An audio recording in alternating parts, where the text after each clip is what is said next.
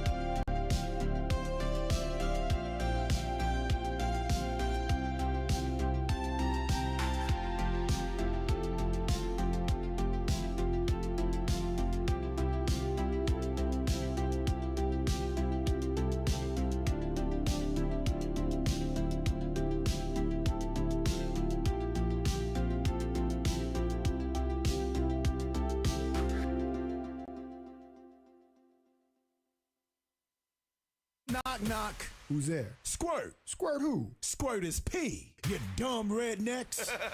Right about now, you are listening to the incredible A Mediocre Time with Tom and Dan, who kindly remind you that squirt is P.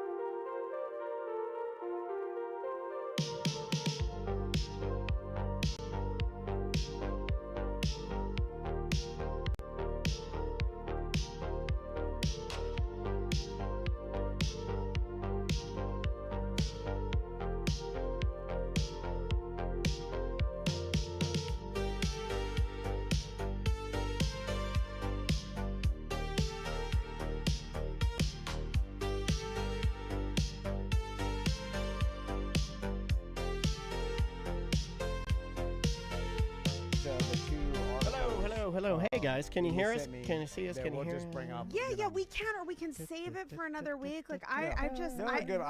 We got a voicemail. We got some emails. Great, let's do it. I got another personal question. I feel that'd be funny. Cameras. I hope. Actually, see, SJ. And thank you so much for sending me some numbers. Well, they're not. I could have sent you like inflated fake numbers, but I figured you'd want the real Okay, ones. well, they just asked me, so I said I have no idea about anything, so let me get you something. And then a good topic too I thought of because it's, your hair looks very nice. Thank you. Yeah, see, it's I just came back from Dry Bar.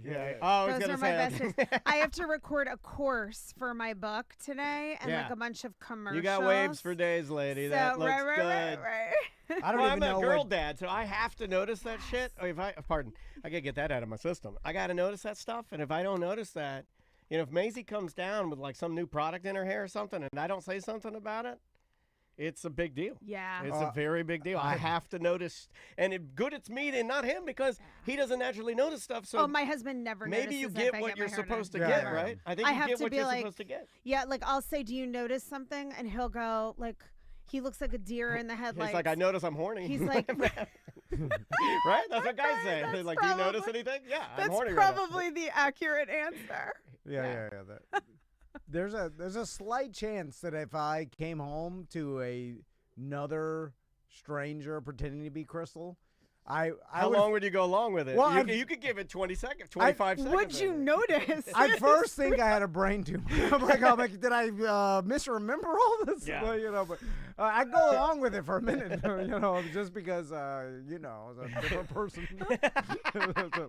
Just see how this feels for a second. Yeah.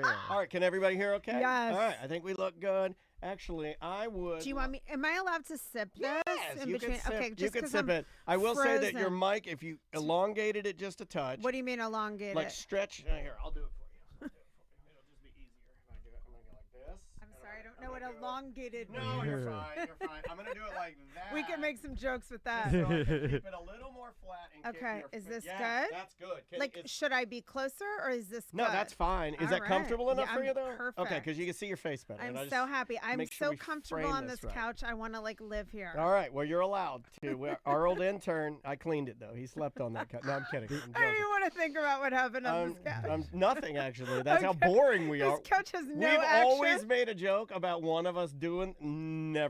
It'll never Okay, happen. Same with my couch. My couch is a virgin couch. Never happen. Yeah. We're too boring. My office couch, at least.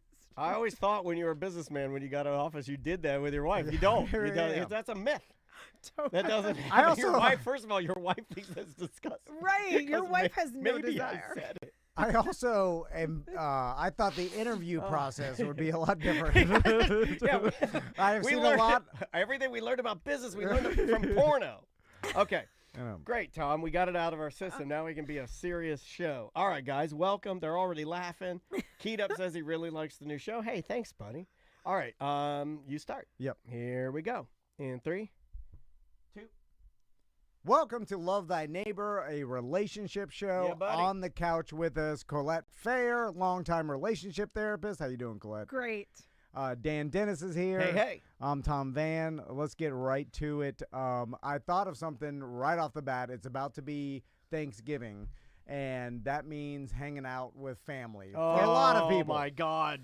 You're ripping the Band-Aid off this fast? You're like, okay, Uncle Randy's coming. What are we going to true, do? Though. It's a big thing. Yeah, and I saw a post on your social media about it because you were just up at your father's 80th birthday with a bunch in of New York. family. Hey, congratulations. Happy Yeah. birthday. That's really cool. And you brought up a lot of good points about, just the relationship dynamic with your family and extended family, and it's tough for people. It really is. So many people have strained relationships, and now, cutoffs have become a big thing. That's when you no longer have a relationship with certain family members. Yeah, And we should clarify in Florida because cutoffs are also jean shorts for Gator fans. So we have to make sure that Thank you. I had not thought of you have that. to clarify. I know you're a little more northern, but yeah, if you say cutoffs in Florida, people think jean shorts. People think shorts, Yeah. not family estrangement. No. Yeah. Now let's talk about cutting someone off because I have heard about that, and it is a healthy thing sometimes Sometimes. to cut people out of your family that are, unhealthy for you. Although I feel like some people jump to the cutoff too quickly just because they don't like a relative, like, or because of their political beliefs or whatever the hell else, doesn't necessarily mean you should cut them out of your life. I think sometimes people jump to the cutoff Isn't too he soon. sweet? You're right. Isn't he a good guy? Yes. Like, seriously, I kind Tom is very docile and loving But no, today. he gives you a little more rope. Yeah. He really does. He allows you to be. He's not as judgy as I am. He isn't. I'm a quicker to cut than he is. He's gonna give it. He's gonna be like, hold on, Yeah, before we cut him out of here. Would you cut off a family member, or have you? I cut off? haven't, but I would say that out of the two of us, I'm gonna go to the mattresses quicker than you would. Yeah. You go to extreme hate. Well, yeah. Yeah, maybe Yeah. Tom, you would just like tune them out and ignore it. Yeah, because Maybe. there is 100%, and there is a value to me to family, and I don't necessarily think because someone's annoying or you don't like their personality, it doesn't mesh with Yeah, I don't think you yours. should cut them out for Doesn't- being annoying. That's not fair. Or, That's like- who they are. or- I'm talking about like where you cut them off because they maybe did you wrong. But or even something. political people Yeah, you're right. this person's a this supporter, cut them off. Yeah, And we then- live in that time. And yeah. it's like you Oh, don't yeah. necessarily have to do that. I think personally, I don't like, do that. and you just avoid it, dance around it, figure out other ways to have a normal conversation. You do have something in common with this person, probably. You just have More to find alike it. than you are Yeah, different. yeah. So like people go to extreme hate often. Why? Why do we? Well, because I'm one. I haven't done that, and I won't do that. But there are people that Tom is, referencing that we all know. The people that will, their uncle is, a certain way, and they're like, they can't handle that, and they're like, I got to cut you out quickly, or maybe I got to cut you out loudly. Those are the ones I see now, where it's almost like I have to cut you out as a performance. Yeah. In an attempt to let everybody else around me know that I draw the line here. Yeah. And I'm a little more guarded, I think, on that. And I know you are too. What would you say about that? Well, this has become a huge thing, and there's actually backlash against therapists because so many therapists have been encouraging younger generation people, like Generation Z, to cut off parents. Often precipitously, right? Meaning like when it's not necessarily warranted. Now, of course, this is going to be individual. You guys already said it. It really depends on the relationship and how it affects you. But I do think as a society, we're becoming too quick to cut off because people are afraid of managing that in-between dynamic of setting boundaries, of being more vocal about saying no or pushing back when somebody does something that offends you. I think we've become too quick to cut off, but I think there are some cases when cutoffs are warranted. And there are things you can do, which is the article, what you saw on social media is an article I wrote on my Substack that's called Secrets from a Therapist. And I talk a lot about heading into the holiday season and how difficult it can be with family. I'm lucky my family in New York, I have a big family. There's a lot of different personalities. It's mostly a loving and supportive and good group, but I do have a couple of family relationships that are really difficult. I've chosen not to cut them off because there's actually research that shows in most cases cutoffs don't make people feel better. They actually replace one kind of pain with another. So if somebody's abusive to you, if somebody has continually violated your boundaries, disrespected you, caused you harm, physical, emotional, mental harm, then there are times when we have to say, I cannot have this person in my life because it's costing me too much to my mental health. But much of the time we can find a middle ground, and that's what I explored in the article, and I'm happy to talk about some things that we could do to make some of these relationships better. Because I think what you're referencing right now, all of those things you said, I think the three of us would agree, that's a warranted cutoff. But I also agree with Tom that just because your dad or your uncle or your grandpa have a certain belief that doesn't align with possibly yours or your wives or your families or whatever, I definitely agree with you that to go quick on the cutoff doesn't show to me that maybe you want to try and work things out. I agree. And imagine if you could work it out and you preserve that relationship. Right, Well, and imagine saying you can put to no price on that. Right, You or can put imagine zero- saying to someone, I don't agree with, like, politics is the biggest thing. Right. And I've actually gone on the news a lot about this last year, particularly around election time, because so many family members have lost relationships over politics. And I understand for some people, family members' values feel so misaligned with theirs, they can't handle it. But I'm in a family that's very split politically. We have people on all sides, and I don't agree with everyone, and I have my own private opinions that I feel very strongly about.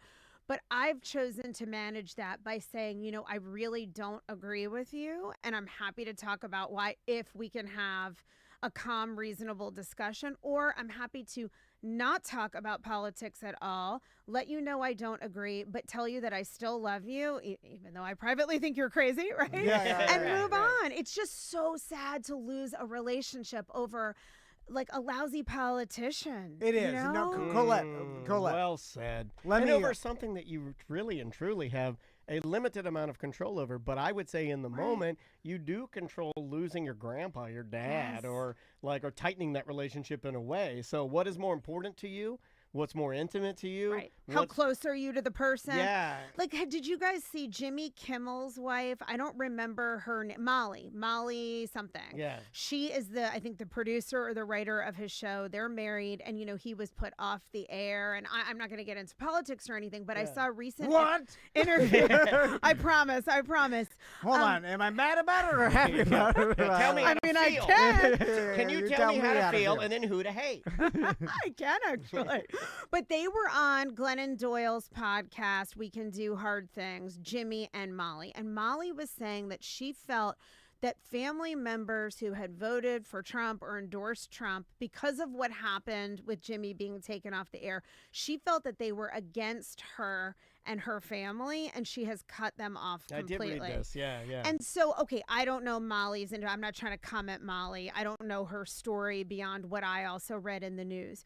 But I will say, wouldn't it have been amazing if there's some other way to manage this, to let family members know, hey, I was really hurt by your vote, or I don't agree with it, or your values. It's hard for me to understand your values. I'm struggling with that, right? I think we can still be vocal, and if we feel like we need to stand up to what somebody's voting for or believing in, we can express that. But do we always have to tell them, I'm done with you, and it's like you never existed, you're out of my life? Yeah. I mean, it has That's extreme. It's an extreme, and it actually has, I think what's important to note is that when you cut somebody off, it can have an adverse impact on your own mental health for years to come. So it's a cost benefit that you have to weigh. So, Colette, I'm going to tell you what I do personally, and you as the professional could tell me if this is okay or not. I can't wait. All right, I can't wait to hear. So I just agree with whatever any of the family members tells me at the time, and I pretend that I'm with them, either whatever the hell they think. Because I look at it. I think I've naturally done that too. Well, let me just confess, I've done that too. Yeah. So I'm already with you. It's Christmas morning. I am not about to light any fires. Just to squash it. Who cares? Who cares You what know your own thing. I don't even care. You know what I'm saying? I just want this at this point in time to be like, I've been like, listen, I'm with you, buddy. Who cares? On both sides. What am I going to start fighting with you at Thanksgiving for what? I'm too tired. Am I accomplishing anything? Am I changing anybody's opinion? Am I even doing nothing? Whatever. Why are we fighting with the family? I think that's a viable strategy. It's insane. Actually. But aren't you sometimes making this decision for you? And I know that's hard because a lot of times people don't like to say, I know I'm not good at it. I know Andrea's not good at it. One of the worst things that we do in our relationship is we're like not worried about us, you know, like in this, Tom's doing that not only for the everyone in the family, but for you. It makes your day better. It's a very simple decision to just be like, I'm going to have a great day, you know, like I agree. And actually, I think this is a viable strategy. Listen, and those people out there were like, oh, I could never do that. Listen, you still have your vote. That's all you got. So do whatever you want with it later. But at this particular time in Thanksgiving, Christmas, or with the family, who cares? Like, you know what I'm saying? Like, just get or just at the very beginning, let everybody know we're not talking politics. Okay, that's what I was going to suggest. Establish a boundary at the beginning. That's me. That's what I do. I say, hey, and it's uncomfortable. Whatever's on the news, we are not talking about whatever you see on your news. Yeah. I love to talk about things because I'm open to people's opinions who are different from mine. So I feel capable of hearing very polarizing opinions and listening without getting agitated. Although I will say I have two very close family members who are on extreme sides. One is extremely liberal and one is extremely conservative.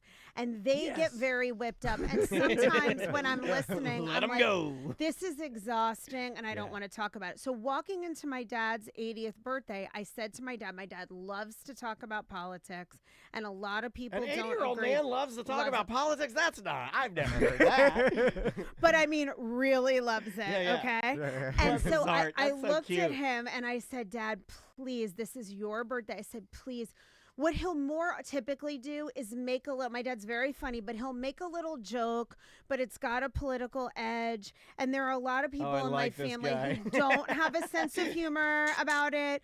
I said, just please, I want you to have a great birthday. Can you promise me you will not make one single comment that has any political anything, even if it's a joke? And he was like, of course, of course. I'm like, yeah, but you say that all the time and then you do it.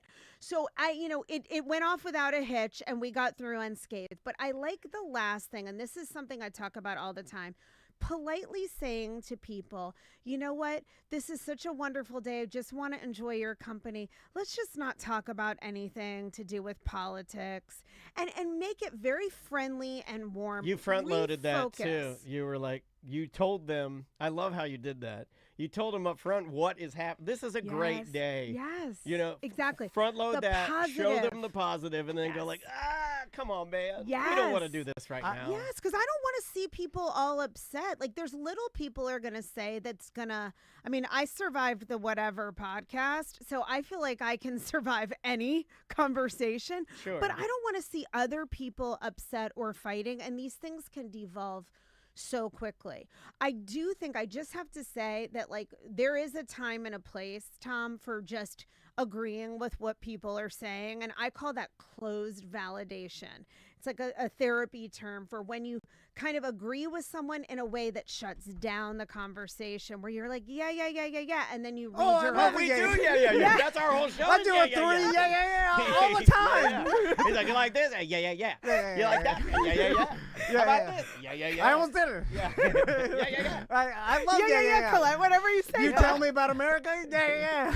Oh, yeah. Tell me about any place. Oh, man. Oh, yeah. Rapid fire. I think the hard part is some people can't do that. Some people's opinions feel so they tied into their identity, they can't do it. You know what I mean? Yeah, it short circuits that. Well, I've always They're thought like, that I those have to tell you. Yeah, but Yes. I've always thought that those are the people, though, that almost have lost their identity or don't have or know their identity. Like, I have plenty of friends that's all they want to do. You've brought this up a couple times this week about people being addicted to being angry or addicted to arguing. Yeah, but you And got nothing it's else to like, do but watch the news. Yeah, but And no, get pissed off. What about like the music that you loved, or what about your writing, or what about like Right. why is your identity wrapped around on either side? I agree. Like something that really is just it's And it's infecting us. I mean, it's really bad for mental health.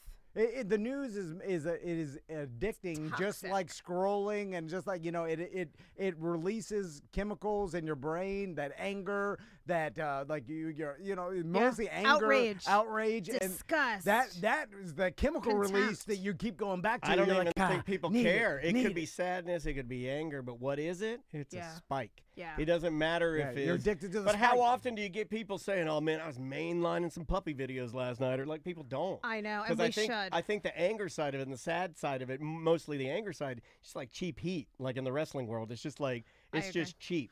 But what I often say to people in therapy, because a lot of people will come into me and say they're so affected by what's going on in the world. And let's face it, this is a heavy time. Wherever you fall politically, there's so much to potentially feel that your heart is heavy about or to feel upset about.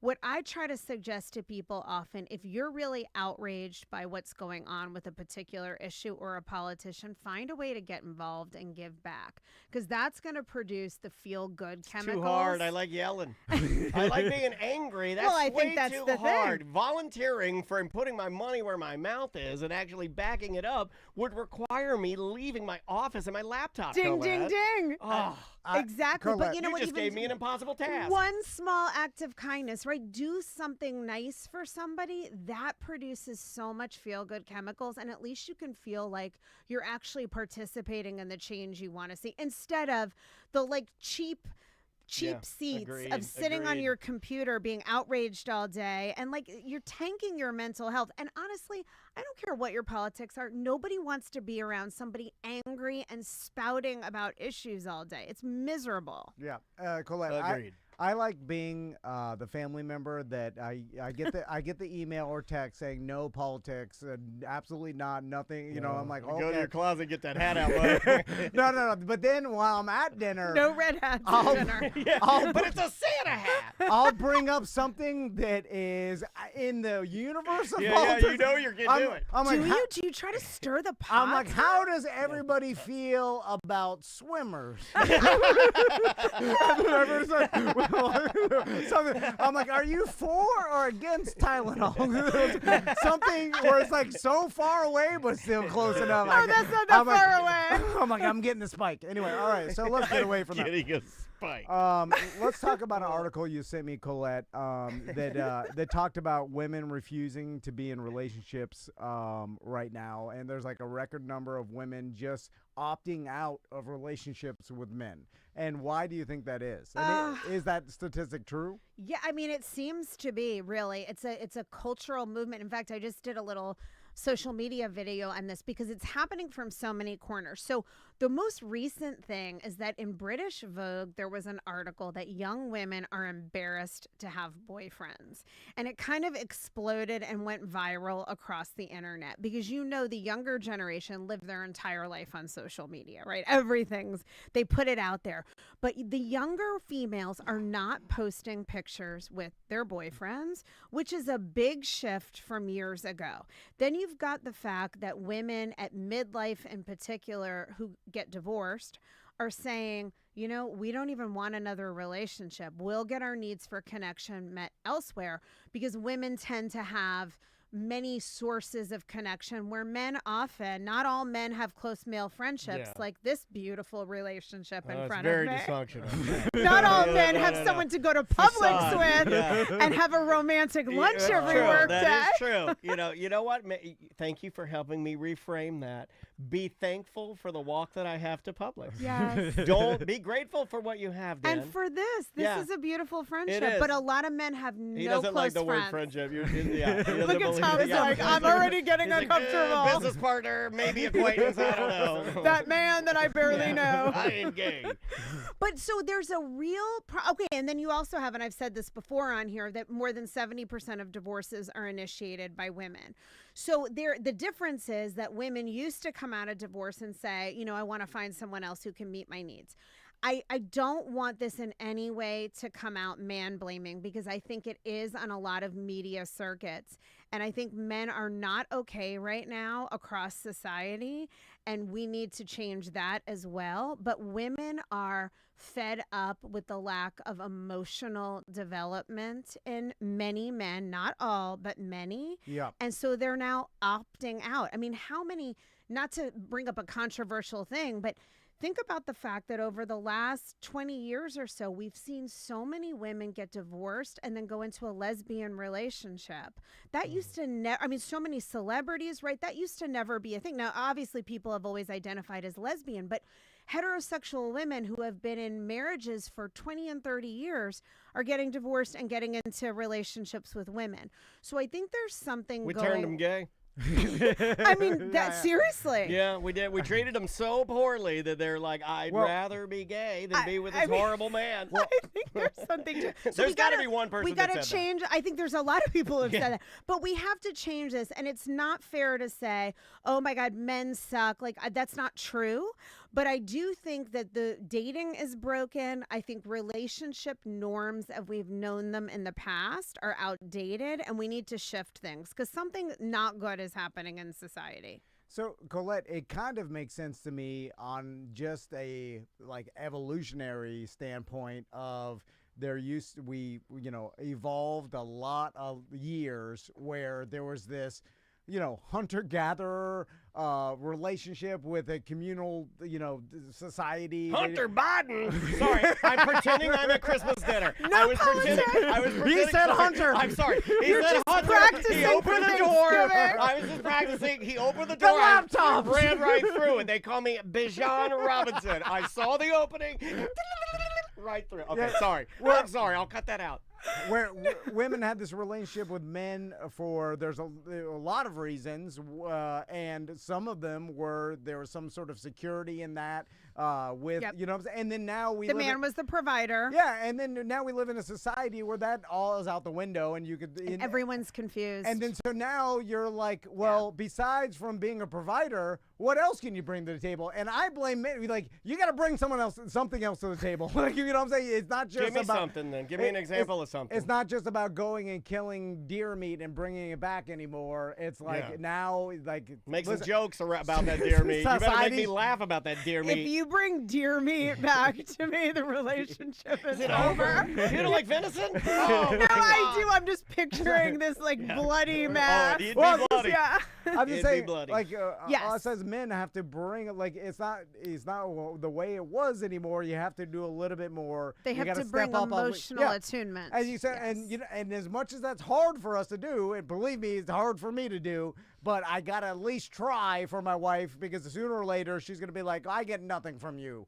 Oh, wow. You said that like you've heard it before. I mean, I Blew don't- my socks off. I don't care about the sex, you know, Or the like flowers. yeah. Like, I need more, and then it's I'm like, oh God, well, I'm see more? gonna lose this lady that I at least get some sex. I'm from, going to and I- lose the lady I don't like. Ah! No, they want to be alone in my I'm garage. going to lose the lady I don't Yeah, love yeah. and be alone. And then I'm gonna be- Then I have no chances of a BJ. Then I'm going to massage parlors, and then I know I how would rather that do ends. that. I've thought about a life Yeah, full of yeah. massage parlors and Then I- just like, and then my daughter, all it would take was Maisie going, you were at the massage parlors again, Then weren't I'm on you? the news, This- and surely this cannot be the answer. I But can't you're just right. talk to AI. It doesn't, you know. Well, you go. can, and a lot of I people know, are yeah, doing yeah. that too. Have you tried the Grok AI? It'll talk you off. Listen, I mean, I think there is a big change in what marriage or long-term relationships mean. Like you're saying, it used to be very clear cut that the woman stayed home, the man was out providing, and everybody knew their role. And now we have so many different configurations of families, plus our expectation of marriage is different. The expectation of marriage is that this person is going to be your partner in life, your best friend, your primary source, not your only, but your primary source of emotional connection. And that is very, very recent if we look at the span of history. And I think people don't yet know, not everyone knows how to do that. A lot of men have been conditioned not to open up and be vulnerable, as we talk about all the time. So I think women also, we've got to add to this conversation that society has also kind of conditioned a lot of men to prize more narcissistic traits, right? To go after success because men were providers, and to be sort of ruthless in doing that. And a lot of women, and I'm not saying all men, I want to be very clear about that. Like, I love men. Men are, I work with men all the time in therapy. They're amazing. They're just as emotional, and it's all in there, right? It's not that it's not all in there, but so many men for years have been told to shut it all down, right? To be strong and silent. Yeah. And we've prized these qualities that make you successful. Many of them are narcissistic.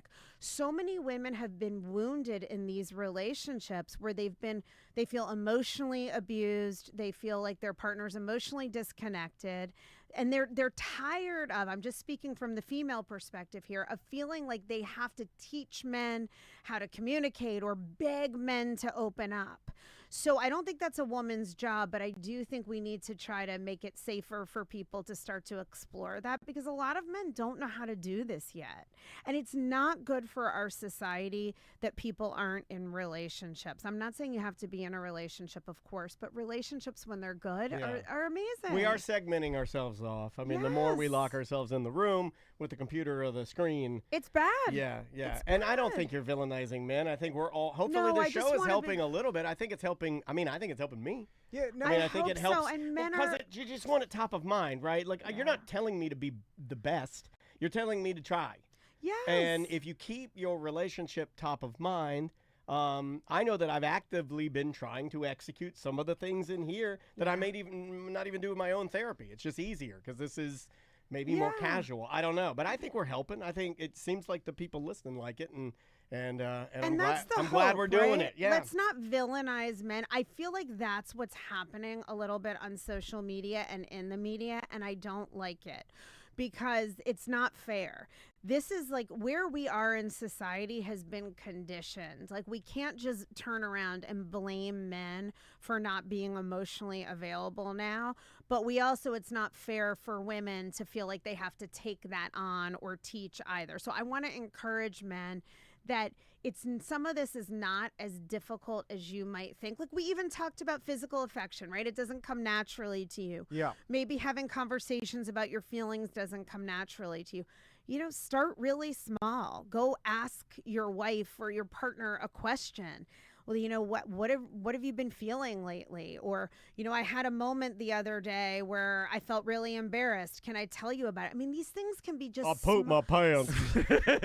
God, Tom, that's terrible. Why'd you say that? Oh, man. But would he even be so embarrassed? vulnerable. So vulnerable. This guy's a hero. yeah. You know what I'm saying? I mean, it makes me sad to hear like women are so angry at men, and this is not good for us as a society. And that's kind of what it ends up turning into, because we talk about like men being angry at women, and it happens on the other side too, where women just get angry and start hating all men. Right. And anytime you do that, you got to understand that it's like, it's not, and this is what the politics too, where it's like you focus in on one villain, and then you're like, everybody's this way. Right. And then it's or like, someone hurt you, and then you hate all men because one man hurt you. Yeah, they're all the same and stuff. And then you get into that's not true. It's objectively not true. Exactly. Every human brain is different, and you should treat every human brain differently. It's also easier to just say it's all that way and get the chemical dump of being angry, which is what you're chasing, right? Yes. You get that anger, you get that little jolt, and you're like, self-righteousness. It's self-righteousness. Yeah, and when you're angry, what do you feel? You feel confident. I work on this in my therapy. You know, it's like, you know, that it emboldens you. It makes you feel like you're regaining control, and you may not be. So, yeah, this is good. And then let's just talk about partnership in general. It is, to me, and I think even objectively true, that it's an easier life finding partnership and going through that life together as a duo, or whatever the hell your relationship, or multiple people, just like getting together with other humans to try to go through life successfully is an easier road than going at it by yourself. Oh, it's definitively proven by science. Yeah. The people who live the longest have close connected relationships, and it doesn't have to be a romantic partner, but it does have to be quality connection. I liken it always to eating only junk food, which would be superficial relationships, versus eating like a really good piece of seared salmon on a bed of spinach, right? Like, I'm not saying they don't both taste good or have their role, but you need nutrients. You need quality connection. You need somebody in your life that you can open up to and talk deeply. I mean, I went out last night with my, on my other podcast, Insights from the Couch, my co-host, Laura Bowman, who's also a therapist, and we just talk about our lives. We almost inevitably sit in a restaurant somewhere and end up crying, and we don't even care who sees us. And we talk about things That's so embarrassing. Right. Most Maybe people you and I should do this. You want to go to a restaurant and start crying? I mean, I would actually love to witness that. Yeah, you can watch. But we do. Crying And we at a talk 2J's about as an afternoon. I did 2J's. I love 2J's. I love 2J's. I love 2J's too, but I mean, like, we go to a steakhouse. I mean, Let's spend some money. Let's expense this. go to the bathroom for that. Well, we went to Kabuki Sushi. Oh my God, I love that place. Which is one of my favorites. And we just talk about our marriages, our struggles, our fears, our doubts. And I don't share every private nook and cranny with every friend I have, but I have her that I can do that with. And we are like a safe space where it's not judgmental. I can admit things that like aren't going well in my marriage, and she does the same. And I just want to encourage everybody to take the risk to be vulnerable, at least with one person in your life, because the rewards. Does your therapist count, or does that not count? I mean, because I would argue that I don't have a person that I go to and tell all of my fears and what's in my brain. And every night, when I go to bed, it's like closing the chest of nightmares. that And then the metaphor. lock that I'm putting on it is literally like just a piece of string. You know, and it's about to Yeah. explode. So Yeah. I mean, a therapist does count for sure. And not everybody has. I mean, let me just say also, being therapists, I think, has primed us for this because we're so used to. Swim all day in vulnerability and emotion. So for me, crying whenever I feel like crying or talking about things that are scary to me isn't embarrassing. And I think it is for a lot of people. So a therapist is great. But if there is someone in your life, you don't have to dump everything that's in the chest of nightmares. But even if you could just be a little bit honest. I mean, let me give one other example of this. Please. I'm arguably somebody who overshares. And I think this is both, in a way, one of my best qualities because I am usually super vulnerable and it's very connecting. But at times it's backfired on me, right? You can be judged. You open yourself up to that, or Sure. you say the wrong thing. But I was really struggling with my book launch process, like Yeah. not knowing what to do. And I wrote about it in my Substack. I changed what I had planned to write, and I decided to be vulnerable and admit that I had spent an entire Saturday crying over how in the hell I was going to sell my book and feeling like I was a failure. And somebody who read it reached out to me and said, you know what, I totally get it. I also did a book and I have a possible solution for you. And now I've been able to hire somebody who's going to help me. And had I not been, I mean, this is another component of it, but had I not chosen to take the risk, I did feel a little self-conscious to put it out to thousands of subscribers. But my hope was that what I learned and how I moved through those emotions would help other people when they were feeling negative emotions, so-called negative emotions.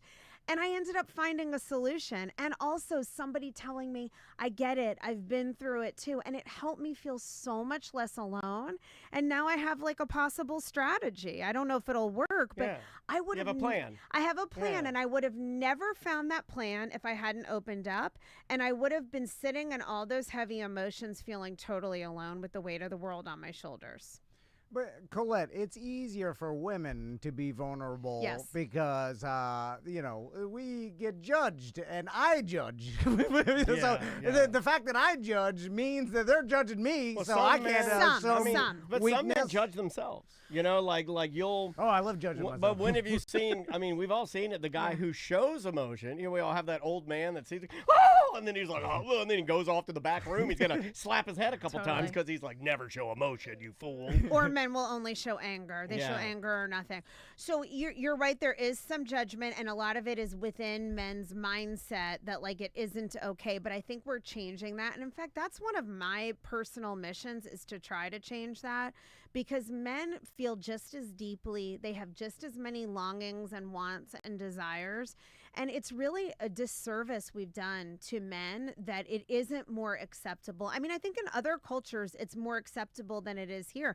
In Europe, men are very, Yeah. very The affectionate. Dalai Lama sucks Oh, kids' yeah. tongues. I Yeah. saw that video. Yeah, the Yeah, Dalai yeah. Lama will be kissing all over kids. yeah. I mean, but there in Europe, it's more acceptable for men to show emotion. So I hope Yeah. we're moving in that direction. The Because- northern Europe, but in the sand, no emotion. Yeah, no. I like the sand. Yeah. There are certain Yeah, places. no emotions in the sand. Emotions they fall through the sand. I mean, in Italy, men can show emotion very openly. true. They're very But affectionate. they're sexy boys over there. But you they're know? but they're allowed to be. They're They're riding considered. scooters. Yeah, they got tiny little shoes on. They're like, oh, bellissima, my bellissima. They're handsy, too. They're crying on a Vespa. They're grabbing everything. Their No, but hands can grab. with tiny shoes. But it's an example of a place where men are considered masculine, but they can also show emotion. And we need more of that. Now, I know a lot of men are going to say, like, screw that. It's going to be seen as weak, but it is tremendously courageous to be open and real. Plus, let's just put it really simply. People like honesty. When you're real with someone, they can feel, you don't have to sit there and bawl. Like, not everyone's going to cry as much as I do, and I'm not suggesting that.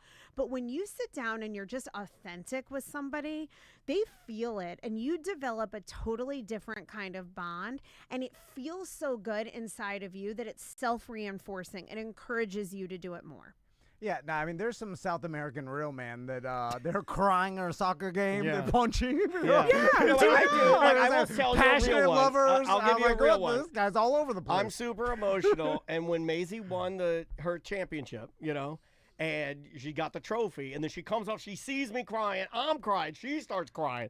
Like, but the power between that, like, it heats my chest up like Iron Man. It makes me feel like I'm going to explode. Because it's with happiness. so real. Yeah, it's so much happiness. It's just like, yeah. Oh, you showed her how weak you are? Yeah. Oh, my God.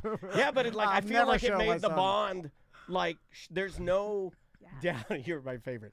There's no doubt that she knows how I feel about it's so honest. Yeah, and the bond. It's the most It's a honest. bonding moment that really connects you. I think it's beautiful. And I already mentioned my 80-year-old dad. My dad is the most loving, amazing dad in the world. I'm the luckiest woman alive for the kind of dad I had.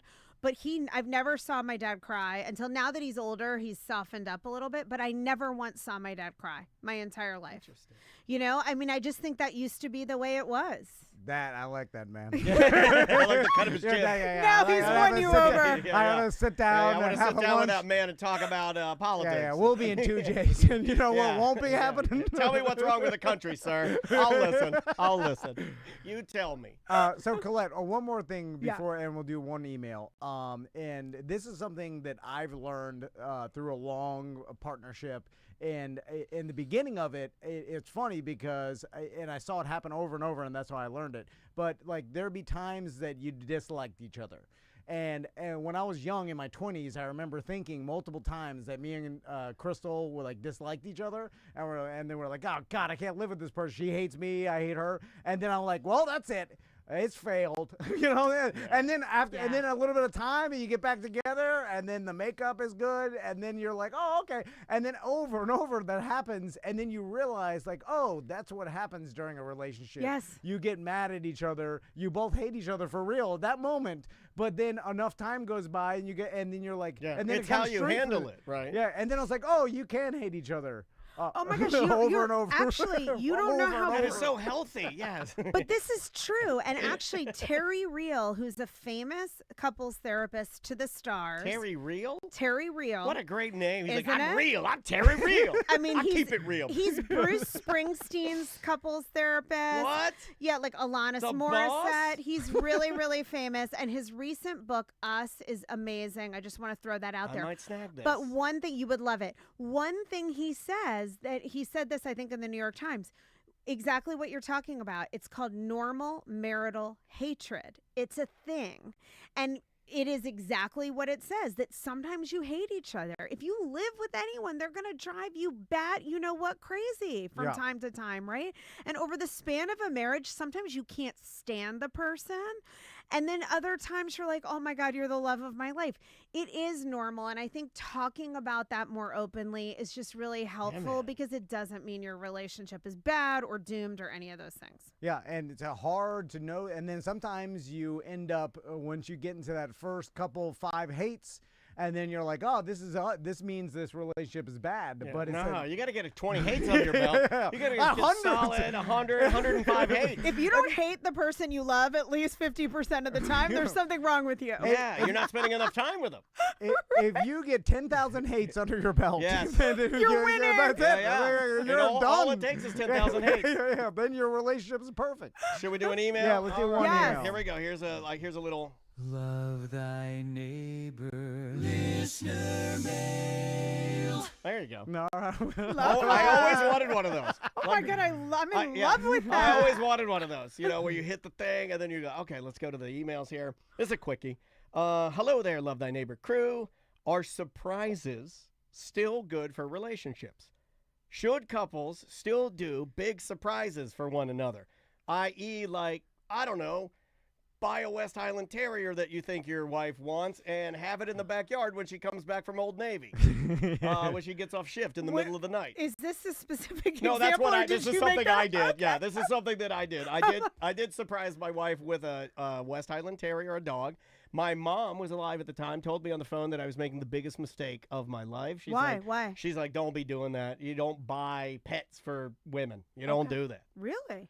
But did you know, I'm curious as I answer this question, Yeah. did you know that your wife wanted that kind of dog? Well, she had talked about it. I wouldn't say she wanted one. It was like, well, Daniel wanted it. I did. He Yeah. bought it and for how himself. did it go over? How did it go over? It almost went over real poorly. Did it? Yeah. Okay. My okay. wife is not a surprise person. Okay. My wife is not a change person. Gotcha. Unless she can analyze the change and overthink it, like my business partner here. Yes. They are very similar in that, hold on a second, don't be doing things. Right. Let's think about this before we do something Yeah. and make sure this is what we want to do. Okay. I'm not that guy. So that helps to answer the question the way I was going to, which is that you've really got to know your partner. And this guy's email, he says, shout out to my dad back in the day for surprising our entire family with a boat. Oh, that's a big one, man. I like the wife who's like, oh, yay. You can get divorced. You got I a bet, boat. Right? That's I had to actually have had couples with this exact scenario. My dad did that. That it's caused a major rift. My dad did that. He brought home multiple boats. My dad would lie to my mom and bring home other Harley Davidsons, and my mom asked, did you get a new motorcycle? My dad would lie and say he got it painted. Okay, so that's a not lie. a surprise for a Lie. spouse, right? That's like lying Yeah. and right. So a lot of people will do things. You also spoke to this a little bit, Dan, in the sense of, you know, your mom saying, oh, no, you wanted that, Dan, and then you're bringing home and I don't know that that's true, but It's pretty don't true.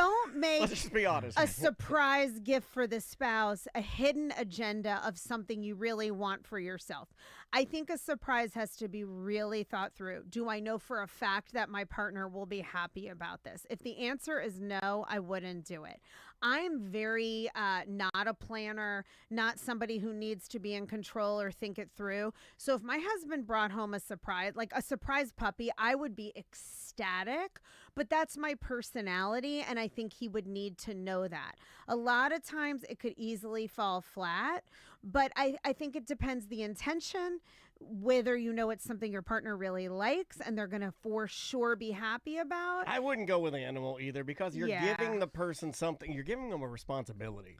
Except You know that, what I mean? okay, but in the case of me, I've been vocal about the fact that I'm dying to get another dog. So Okay. in that scenario, a puppy under the tree, let's say, would be amazing.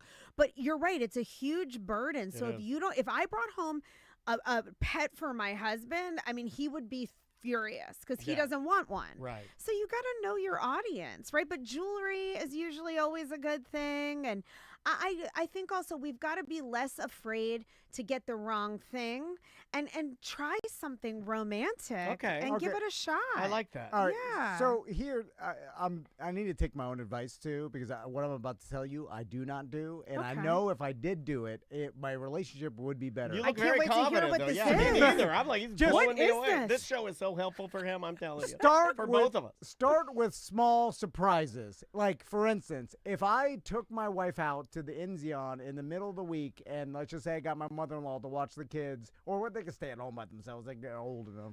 Anyway, and I took my wife to the Enzion, just like a surprise date night.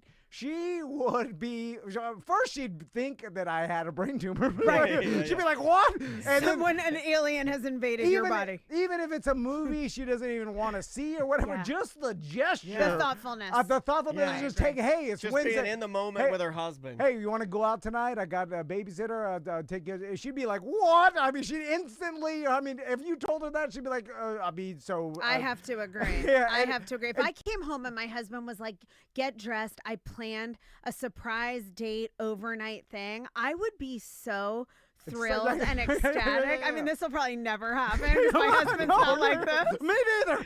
And He it's so better- easy. No, he wait a better minute. listen Just to go the online show. What and about buy the the inverse tickets. of that? Like, I want to do this every night of the week, and my wife's like, no, we got to get to bed Well, we early gotta and get know to your wife. work, Rick Scott. Yeah, Well, that's the thing. If somebody doesn't like it, if they're not somebody who wants to have a spontaneous plan thrust upon them, then don't do it because it's going to fall flat. But I think if you have a partner, you're saying to me, Tom, I know my wife would love this. I haven't done it, but I know she would love it. So do it. I mean, what's the obstacle? What stopped you? Just time, Going on a busyness? website and buying a ticket. There so you go. easy. Right. There's nothing. It's my laziness. 2 tickets And at I'm the like, Enzian. She'll continue to be around. Yeah, do you prioritize it lower? Do you? You can be honest, because I She'll do. stick He's around. already answered that. I do. I Too prioritize. hard to, what is she gonna do? Pack up all? It's too difficult. Okay, so this is the thing, though. This is what happens is that when we're dating, we tend to do things like that. We put our best foot forward because we're trying to woo someone and get them in. Yeah. And then we stop doing these things. And, whether your wife's super spontaneous or not, I don't think there's many people that wouldn't love a thoughtful gesture of some kind that's a surprise. I mean, let me just make up something stupid. Like, hey, I was at the store and I saw your favorite dessert and I brought it home for you. I mean, right? Like little gestures that show You're thoughtfulness. trying to get me fat. No, Okay, no. even that could be turned, I suppose. But just still try something and Yeah. see what happens. Effort in. Effort, because this is how we keep our relationships fresh. This is how we show people that they're important to us. And I do think it's easy for this part of relationships to fall to the wayside. Yeah, now for sure, I work harder on training for a half marathon than I do in my relationship, and that's sad. Because Well, what means What a more to way. you? What means more to you? Yeah. I would say that anybody can hold a marriage together, but not I anybody paid can do a half $110 marathon. bucks. I gotta get a This medal. is why I'm back to the thinking a marriage should have to be renewed every Yeah. 5 years. But as his friend, I think doing the half marathon is more impressive to me than Anybody can holding get married. anybody's. Like, look at all these doofuses that are married. Listen to the show. No, but I'm it's- kidding. But if I'm you joking. think about, but Yeah. you know what? It is really the attitude. There is something about the fact that when we're married or we're in it a long time, we think we're safe. We think we can put our True. energy elsewhere. I'm just saying, put some energy into Yeah. your Let relationship. me say it a different way. You're never safe. Exactly. No, I'm joking, I'm Yeah. joking, I'm joking. You aren't, though. No, but they're. Put 25% in. I'm You have to- 15. you gotta put some work Most in. of How us are about doing 10%? zero. Exactly. Most of us are doing zero, myself included. Life is busy. We've got a lot of demands. But if you're putting zero, then put in 2%. Start there. It 1% doesn't have better. to be huge. Yeah, you're right. 100%. Our Rate buddy is 1% Chris better. Nickich, the guy that is the first person with Down God. syndrome, I think, to run an Ironman, and Yeah. he did that because he just accomplished. He's like, I'll just be 1% better whenever I train. That's Yes, all I'm going for. Yes, Yeah.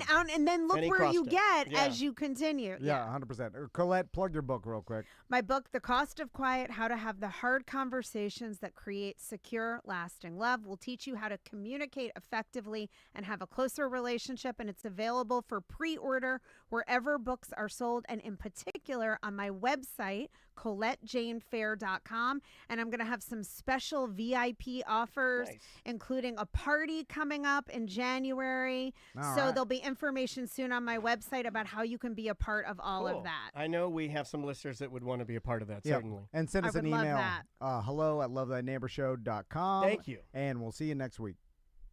We got it. Nice job. We're still on Twitch and YouTube. Okay, I'll good. make Thank you. I know. I'll do a quick scene Dan's change. like, I guys. always have to warn this girl because Yeah. she'll start Let me put on- saying horrible things about her family. And put the music on now, guys. We'll be right back because we have to do some Tuesday segments, right? I'll get that stuff We'll be ready. back. We'll be right back, guys.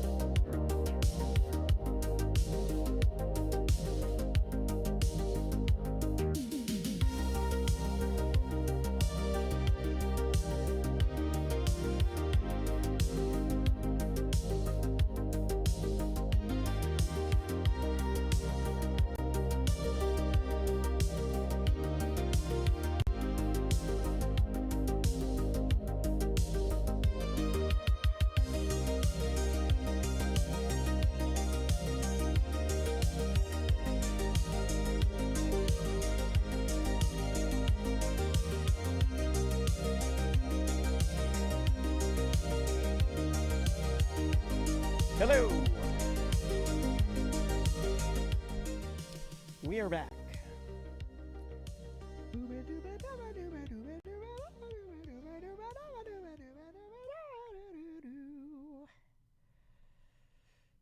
I think you were right about what you were saying about Stranger Things and how the kids look older, and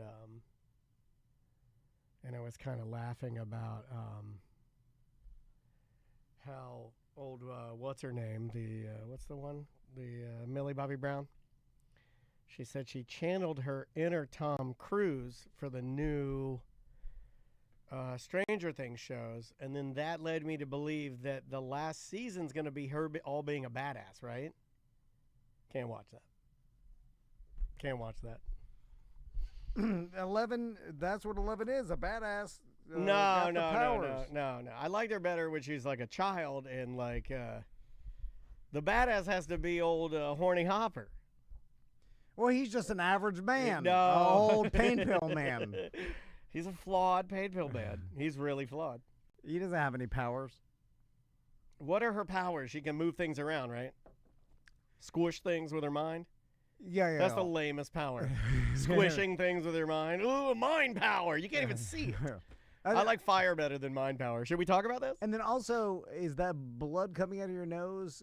How bad is that?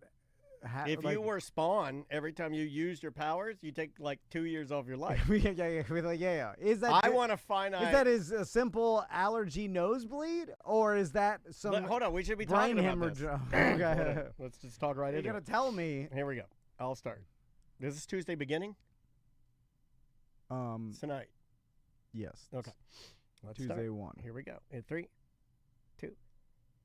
It is another A Corporate Time with Tom and Dan. I am Dan. I'm Tom. We've got 2 big events coming up. Our Bada Business Beer Fest, that's November 22nd. Then Sofa and Suds, the Sanford Couch Races, November 23rd. Yes. And for the Beer Fest, we've got live music. We've got... Bring the family. Bring everybody. I want this to be the biggest one we've ever done, man. Yeah. Come on. Clear your schedule. The weather's going to be awesome. 27 different breweries and THC beverages. We just and added some 2 wines. of those. We just added 2 more THC beverages. Big Yeah. Rick's out there with a winery. Bring your ID. You got to be 21 and up to get a sample cup, but everybody's invited. We've got a ton of our sponsors out, and thank you to our sponsors. Yeah, Just Call Mo, Modern Plumbing. We've got Pyrospot Fireworks as a sponsor. We also have Jeff's Bagel Run as a sponsor. You'll get a free bagel in every gift bag. Well, it's a card. It's a card for a bagel. Yeah. What are you doing? What are you doing? What are you doing? Where's my bagel? It's not in the bag, you lying. These are Theo. stale. Yeah, this is a card. You said there'd be a bagel in the bag. I'm calling the news. It'd be funny if we put a bunch of moldy bagels. It was like we had to load these a week and a half I don't early. think Jeff uses any preservatives, so No, they'll no. get stale fast. Yeah, it's a card Yeah, for it's a free bagel at any Jeff's Bagel Run. Yeah. And then we've got a bunch of other, like My cheap Eternal ass Vitality. wife, my cheap ass wife in the chat room, bring home some of those bagel cards. No, I'm not stealing the Jeff Bagel Run bagel cards, you cheap bitch. No. And so my Eternal Vitality, Dr. Powers is putting some stuff in there. Yeah, it's gonna be great. And just and you have to get there early at noon. That's when we start handing those out. But really, we you can get your sample cup between noon and 2. The beer pouring starts at 2. That's when the live music starts.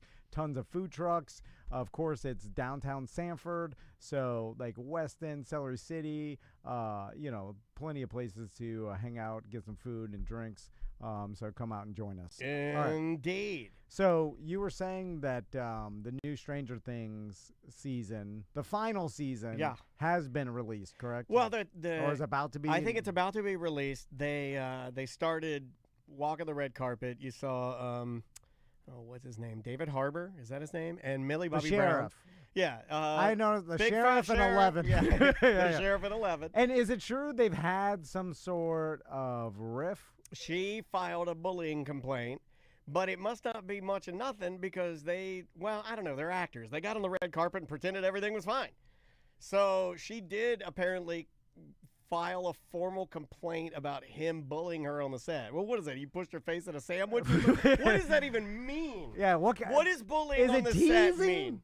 No, I want to know, because they never say anything, and everybody's like, she got bullied on the set by David Harbour. What did he do? Yeah. Did he say, like, did he say something sexually inappropriate? Because they said it has nothing to do with sex. They said, no. Is he nothing... just teasing her like get out of your trailer, you punk ass. Like, you know, Is like that bullying? an older guy would do with a younger person? You know what I'm saying? What, Just like, got your nose? What are we talking about here? What's the no, teasing? like you're teasing them about their generational differences and, like, you know, the stereotype that young people maybe, you know, like you said, get out of your trailer, or like, you get know, to work. Why are you so lazy? or whatever the hell, or like so sensitive, or whatever the hell. Like, is it a teasing? The chat or room is it a said bullying? that he asked Millie Bobby Brown to pull his finger. That's what it is. It's a joke. I think okay. they're messing around. Oh, okay. They're messing But yeah, around. because But it's that. that is an old man bullying trick, though. Pull my finger. I do Yeah. it with Maisie all the time. She loves it. She can't wait. You know what? That's not bullying. My daughter honestly cannot wait to pull my finger. If I go, hey, you want to pull my finger? She runs over like, yay! Fart.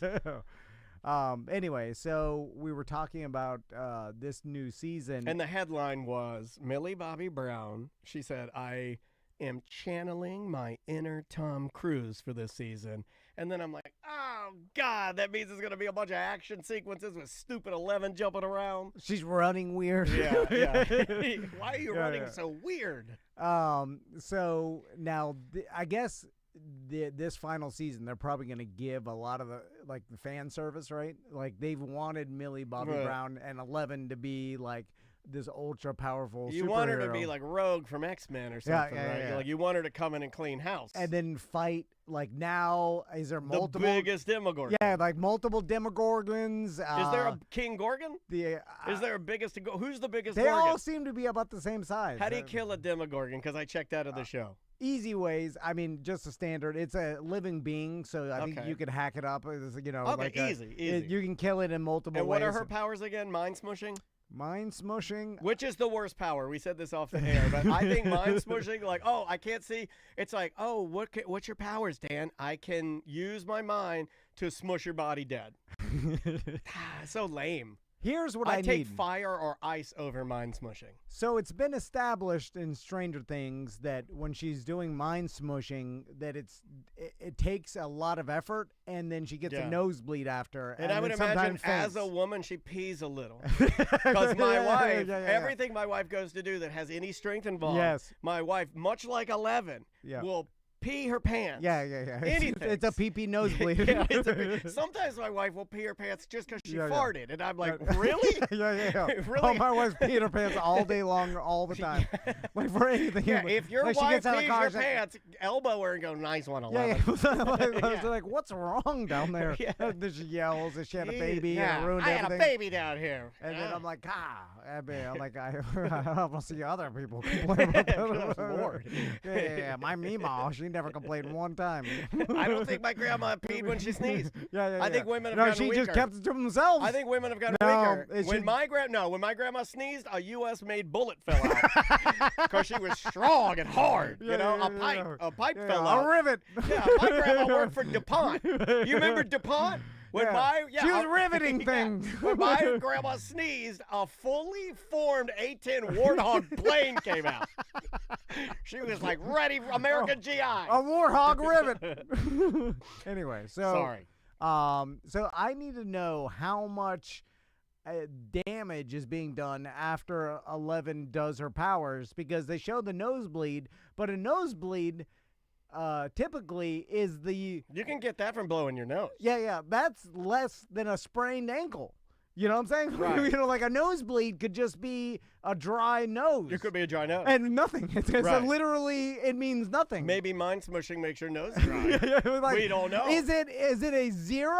Because like she should have get like some sort of alopecia, or a rash would be worse than a nosebleed. Or is it a nosebleed like you know, some sort of brain hemorrhage type of thing, which I don't even think you get a nosebleed, because there's nothing connecting the internal part of your brain to your sinuses. You see what I'm saying? Like, if you get a brain hemorrhage, you don't get a nosebleed, do you? I don't know. Well, they have to nothing. show it somehow, and they're not going to make her pee her pants. That'd be funny, right? If she's like, I think would that go out to your ear? I don't know. I just need to know how serious the nosebleed and is. how do the ragtag group of penis-shaped head kids fit in?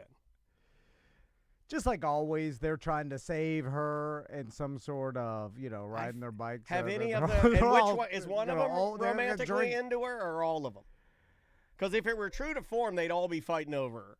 Okay, well, one of them, who's the kid that was missing the first season? The wimpy one. Yeah, The yeah. wimpy penis hair. Yeah. I think he's the he worst. likes dudes, and he likes the other penis hair. It's a lot of Oh my God. So wait a he's minute. in love with him. Hold on. And then so he, penis hair, the guy. Will. Will is gay. Will penis hair, who was trapped in the Yeah. upside down the Yeah, first yeah. season. He's gay. He's gay, and he's I in think, I love don't with know. the other penis hair. Yes.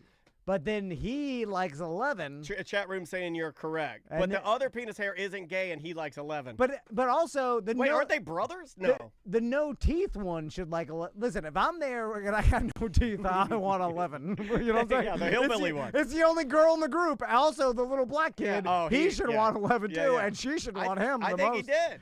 I think he did want her. And that was a dynamic. I Well, no, forget. remember he got angry with her, but what do I know about the misplaced anger? Yeah. He was really in love with her. Here's the thing.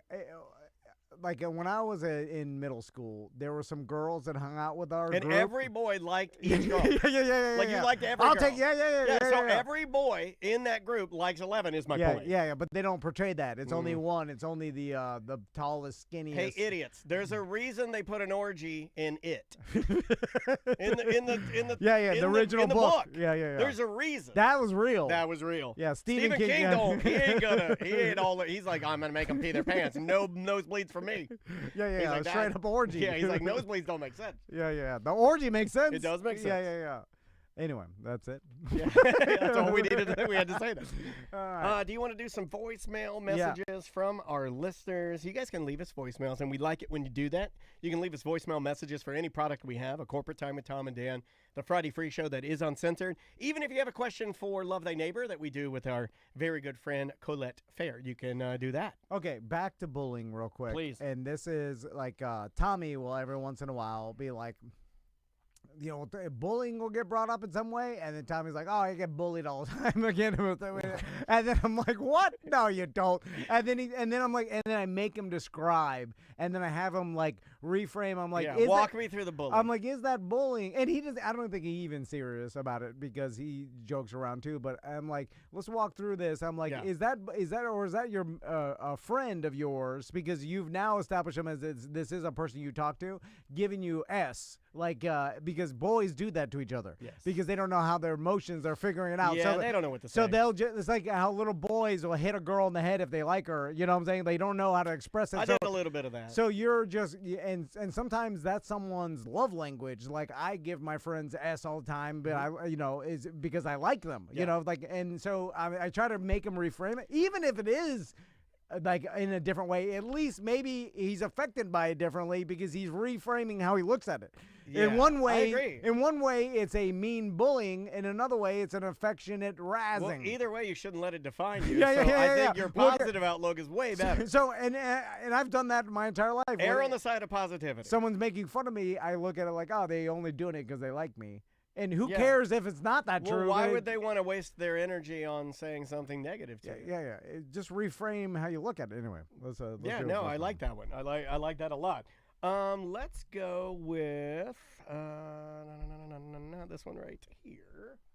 Yo, BDM Neil here. I'm listening to the BDM show, the start of it, and this is awesome. You guys are basically in my backyard. I recently moved up here to the Panhandle a couple years ago. I live in a place called the Funiac Springs. If you look it up, it's one of the oldest cities in Florida and stuff like that. It's like 200-something years old now or so, whatever. It's pretty cool. I've been to Falling Water State Park that Ross talked about. Funny. People very much liked on our BDM show us talking about all of these crazy places in No, Florida. okay, all right. And it started like people started just sending an email like, try this place. Like it feels like there's something there that we need to revisit more often. Yeah, we should do a once a month show about A just different spot in Florida to go see. Yeah, Lots of people weighing in on like very simple things. That's the stuff I like.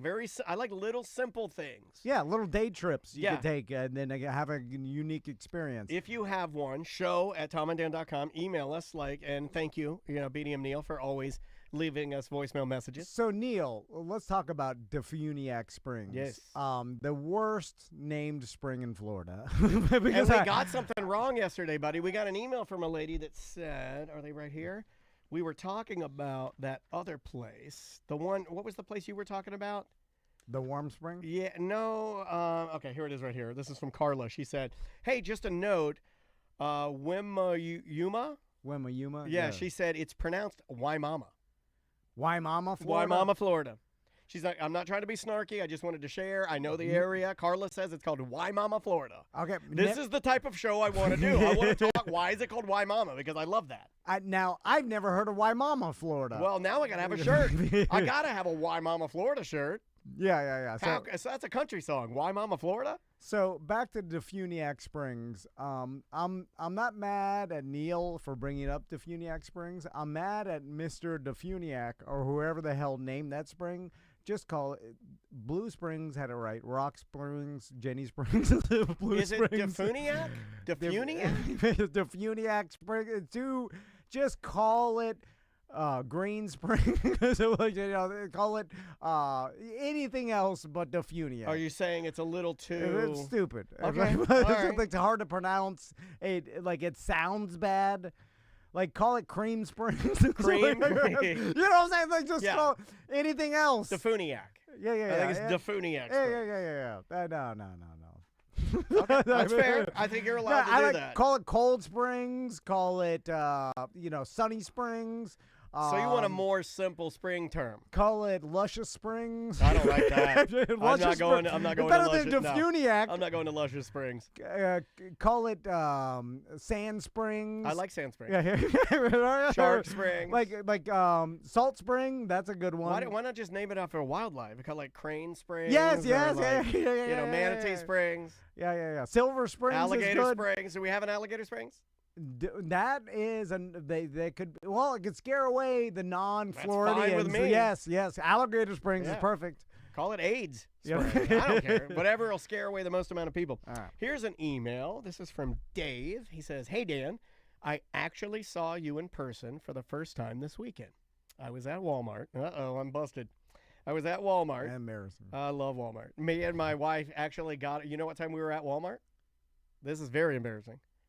Maisie had early morning dance call time, so we dropped her off at 6:45. We were at Walmart at 7 a.m. No. We are 7 a.m. people of Walmart. Dan Dennis, Andrea Dennis, Walmarting it around. Now, if you're 7 a.m. Walmart. If you're gonna find the the most pleasant customers of Walmart is probably 7 a.m. There's nobody in there.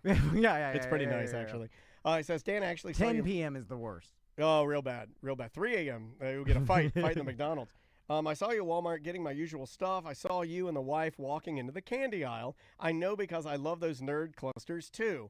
They had some new red, white, and blue ones that are not too bad. It's funny. I thought of a bunch of stuff to say to you and questions that I'd ask, but then realized that I probably you wouldn't want to be held up while shopping. It was just cool that you were in my neighborhood. It's maybe not so cool as a fan to be a wuss and walk away. You're pretty hard to mistake for anyone else when you're rocking that beard. Love the show. If I were to date myself, hold on, what does he say here?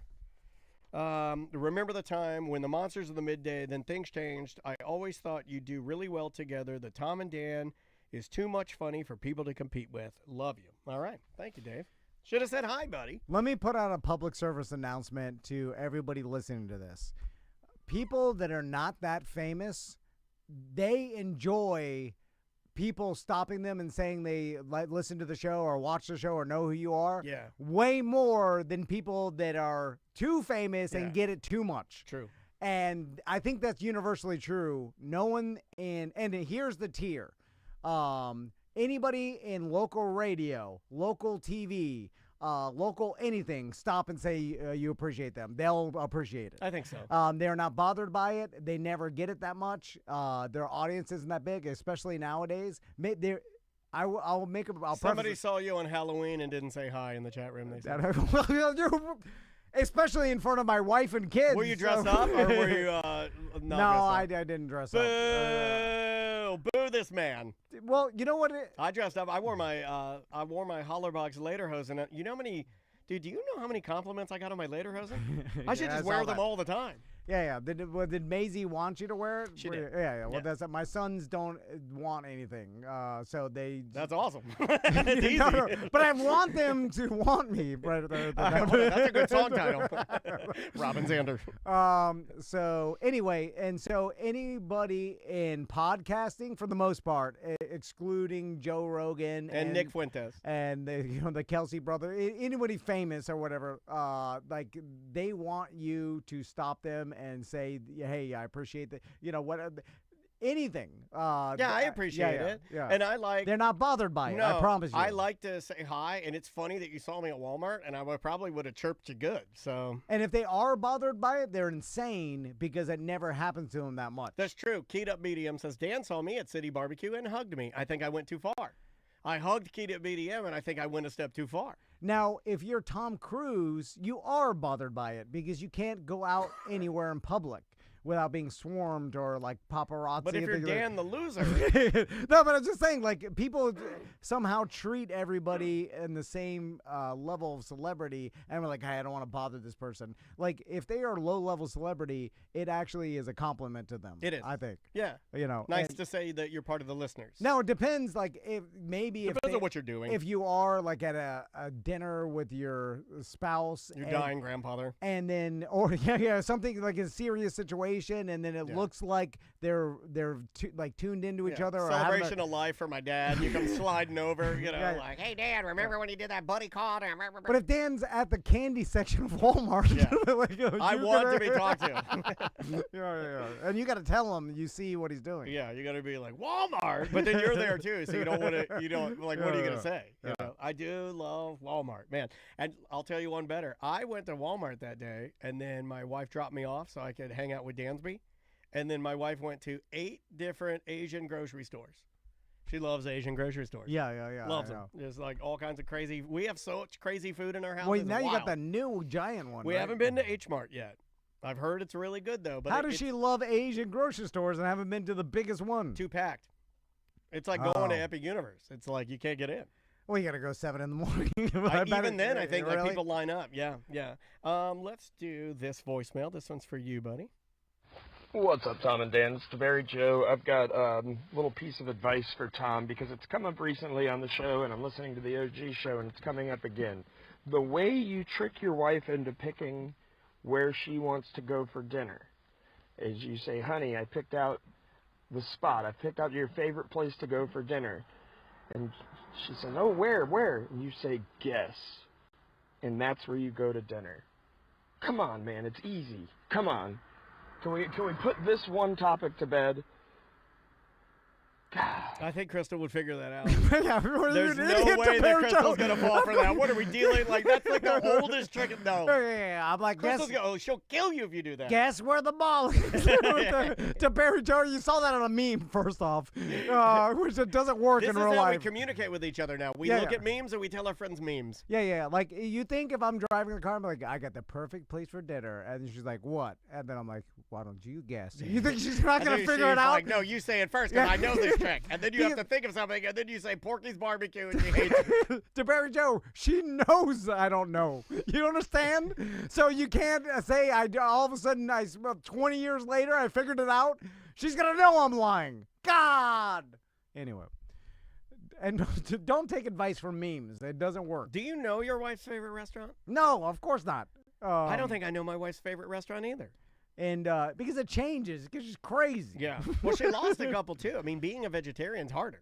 You know, you go into, I feel like, and I'm being serious here, as a vegetarian, I feel like your wife goes into having a favorite restaurant knowing that it will be shut down at some point. There's also an element, and I can't sometimes, like, okay, she's a vegetarian, so there's lots of good vegetarian, vegan places around town, right? sometimes she wants to go there with her sister and mom, who are also vegetarian. Yeah, because right? she doesn't want you poisoning the well. Yes, yeah. You poison everything you go to, man. You're poison. Yeah, I know. And she doesn't want me to take her there. Because you're just going to say, ooh, ew, ew, ew. Because even if I pretend, Yeah, enjoying life with you is poisonous. I'm good at pretending. You are good at pretending. Even if I pretend I like it. Let me see you. It's okay face. Let me see it. Oh, easy. Yeah, okay, you took a bite. Pretty good. That's pretty good. Yeah, look at him. Look at him go. Yeah, you can only see that on YouTube and Twitch. Daniel Day-Lewis. That's pretty good. You are America's greatest actor. Anyway, she knows that I'm not, like she knows that I'd probably rather go to a place that has a meat option. So therefore, it kind of ruins her time at the vegan or vegetarian restaurant a little bit. Yeah. Than just knowing that maybe I'd prefer something different. I think, I know that about her. Yeah, I think that's common, right? Like if I have a place that I really want to go to, and it's her pick. Yeah. She knows by going with the other pick that she runs the risk of rolling the, like, is he going to be a baby dice? And I've gotten better with it. I'll just be like, it's fine. Like, and we cook so much now. I don't even ask. I realize that most food, I've tried to take this attitude of, like, I'm lucky to have this. So I don't even ask anymore. Like, if we do like a Hello Fresh or Home Chef? Yeah. One of those meal kit things. Like, I don't even ask. Just get whatever. It's fine. Yeah, It'll be fine. No, I've gotten to the point where I'll just eat anything. Yeah, it's all delicious. Yeah, it's fine. We're lucky to have it. I always look at it like, okay, I'll eat this, and then in half an hour, I will not be hungry anymore.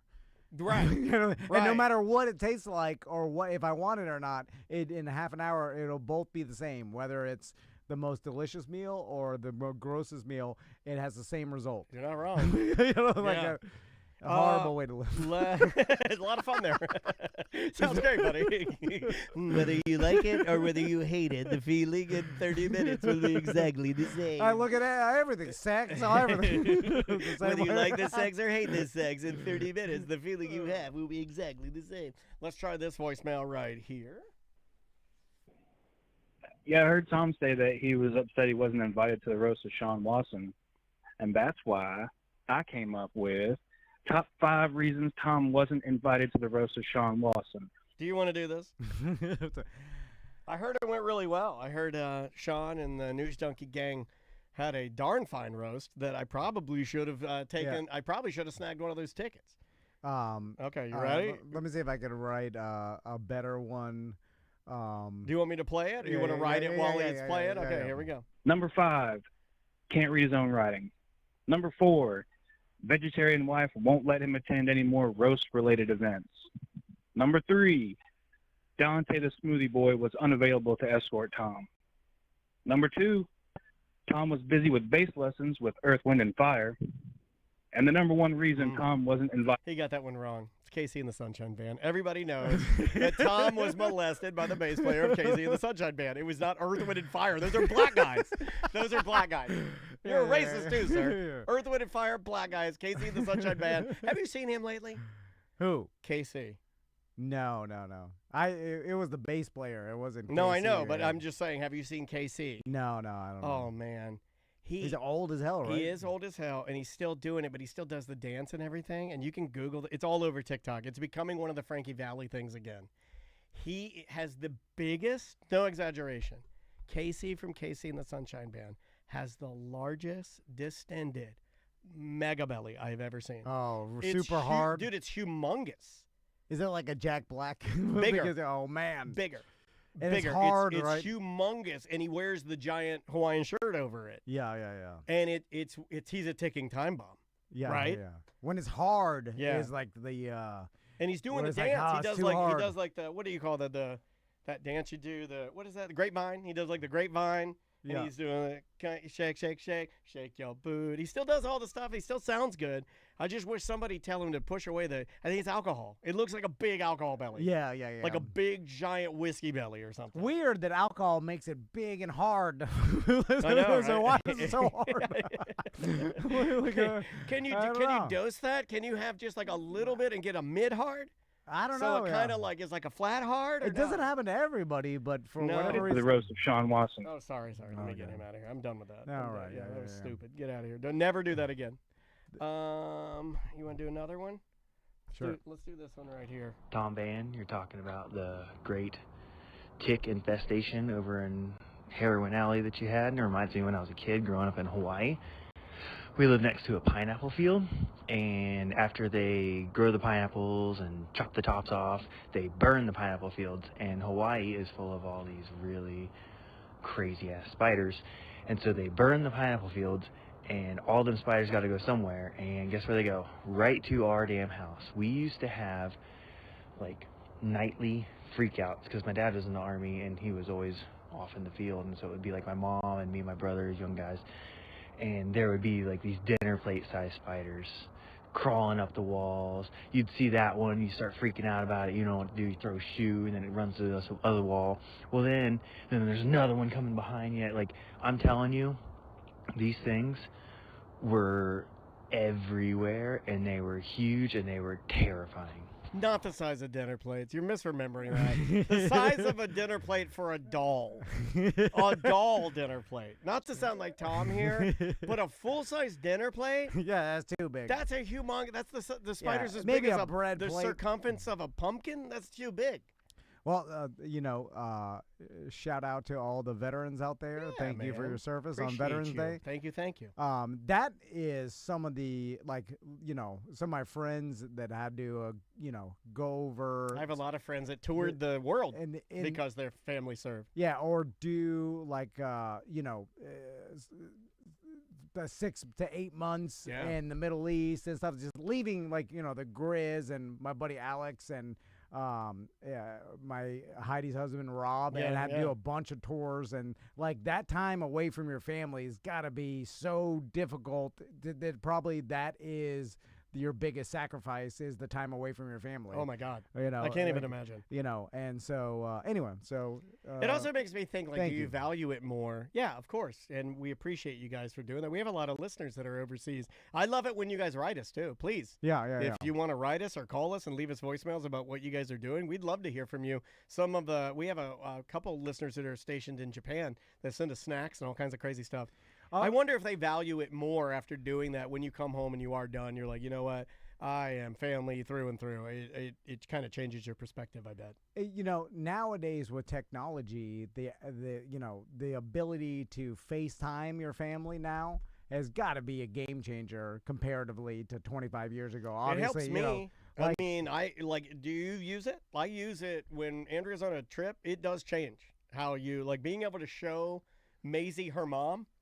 Have her go here I am, here's the place. It's a different animal. Just being able to spend some sort of at least digital time face to face is a game changer. But anyway, this is a huge email, and this is a big deal, and I've been waiting for this, and I think we're gonna have to set something up for this, because this could be quite possibly be huge for the show. This is from Michael. He says, hello again. Michael here, your listener that offered to try and find your Native American ancestors. I hope you're not mad or weirded out, but I jumped the gun and I started looking into things. I know you guys were gathering the info I said that I needed, but I got bored one day and I used context clues from listening to you guys for so long, and I began digging into your family history like some sort of police private investigator would. I'm not a professional genealogist or anything like that, but I feel like I'm good enough to find what I can with the power of the internet and various databases for genealogical research. All that to say, I am confident that I have found Tom Van's Native American blood ancestors, as well as a few other really cool things about your family and family tree.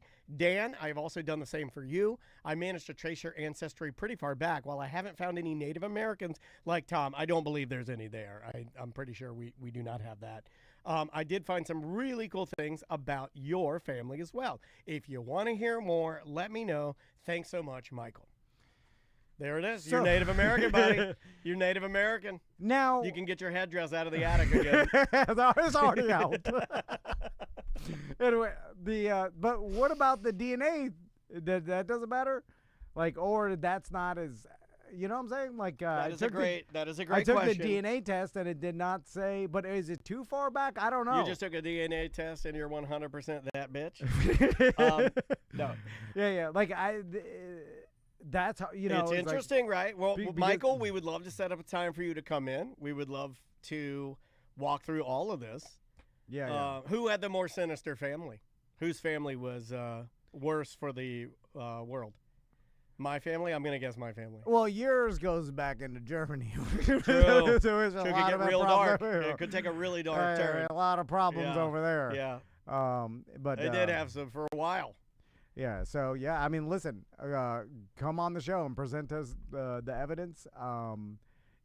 It'd be, I don't, you know what?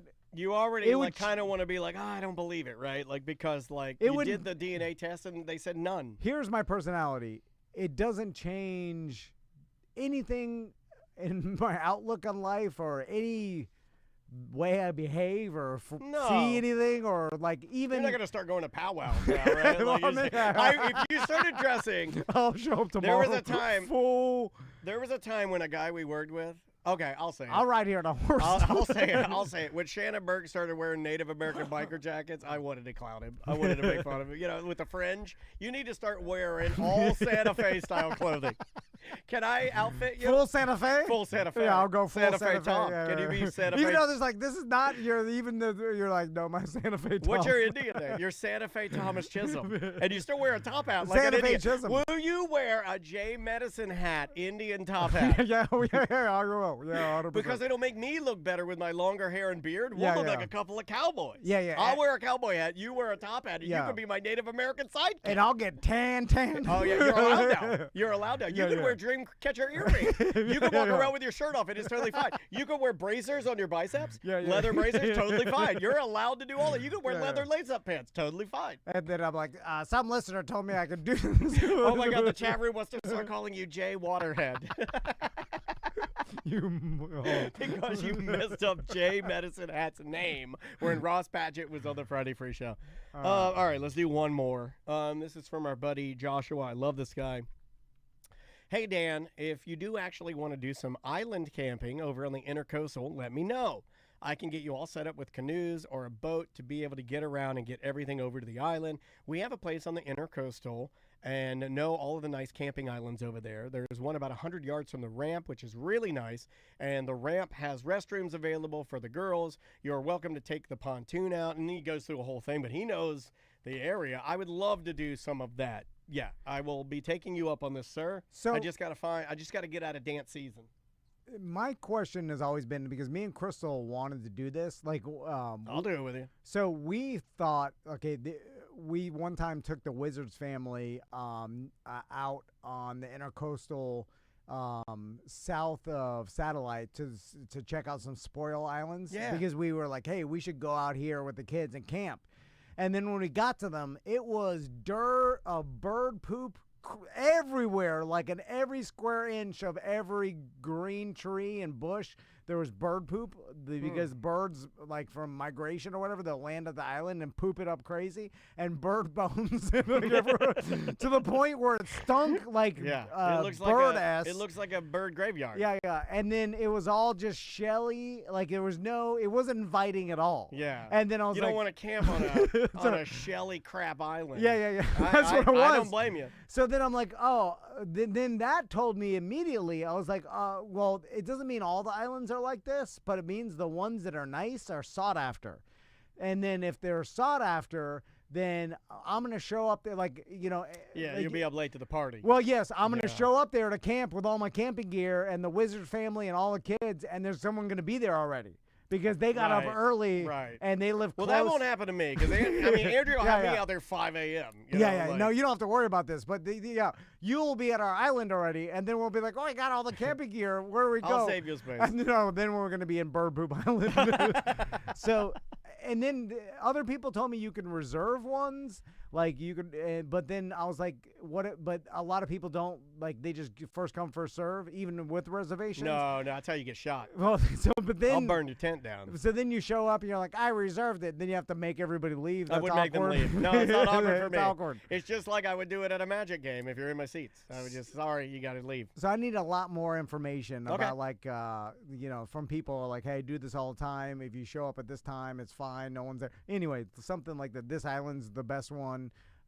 because I thought it was just going to be you show up at Indy Island, it's going to be a damn tropical paradise, and it was not that. Yeah, no, you want to be set up for success.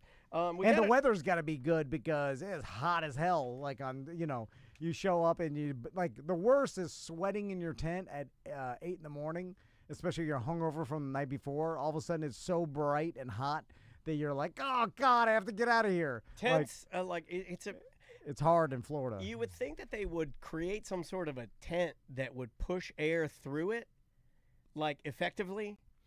I know that they try to do that with venting and stuff, but every tent I've ever owned, you get in it in Florida and you die. You just die in it. Because it's too hot here. So when it gets up to 80 degrees in the morning, there's no amount of venting that would make a difference. It's just baking in the sun. Right. Then you can go under canopies and stuff. But again, super sought after nice places are going to be taken by the dentists that reserve it 10 months in a row or early and then are there at 4:30 in the morning. Yeah, you know what I'm saying? And the dentists get the spots, and the vans come late. But you guys have more fun.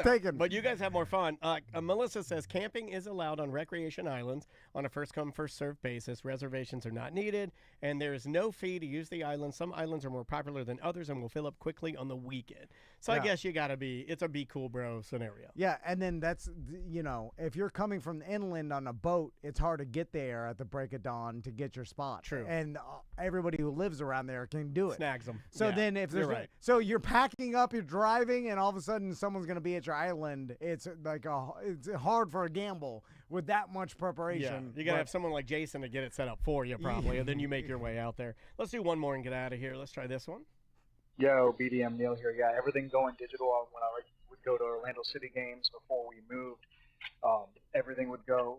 They don't have paper tickets and all that stuff, and you would just do the little scan. But yeah, there always should be that feature to add to the wallet, because once you add it to the wallet, you're all good.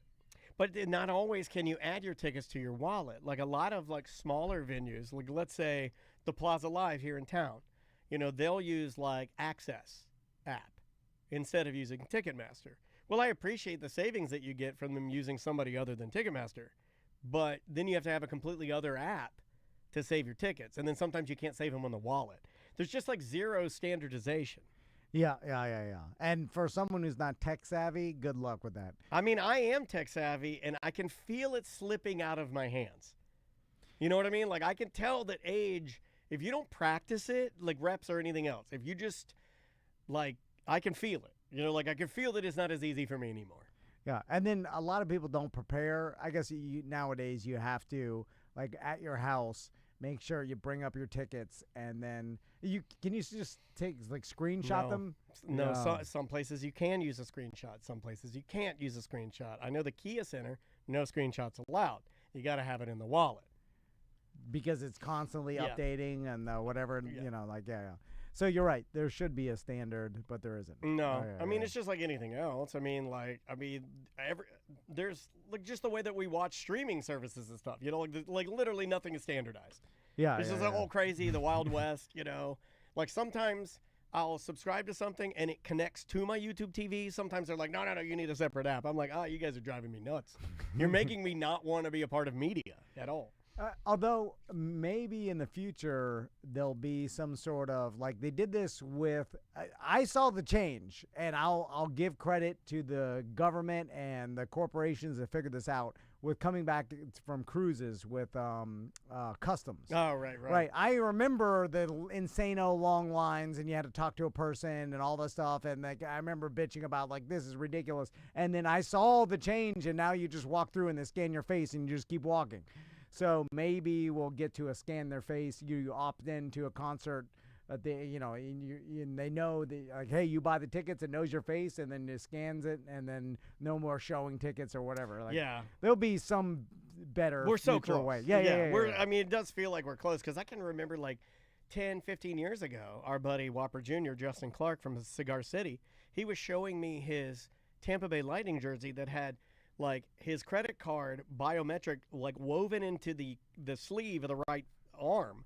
Yeah. So when he went to get food or drinks, he could just wave his sleeve over the thing and it would just pay for it. Yes. And this is 15 years ago. Yeah. I was like, we should have some. We need something better, you know, like instead of the thing swiping and then like add it to your wallet. It's like, can't you just know it's on my phone? Like we're not there yet. Like when I walk by the Apple store, it'll say like, "Hey, here to pick something up." Can't you just do that? It's getting better. Like, you know. I'm impatient though. I'm impatient. You want it now? I want it now. All right. We'll see you in a minute. All right. Is it lunchtime? Yeah, we'll go to lunch and then we'll come back with a weird job. Yeah, we have Amy Caulfield next, guys. So after lunch, you get to see her, and then we have George Wallace at 2. So yeah, we'll see you guys in a bit.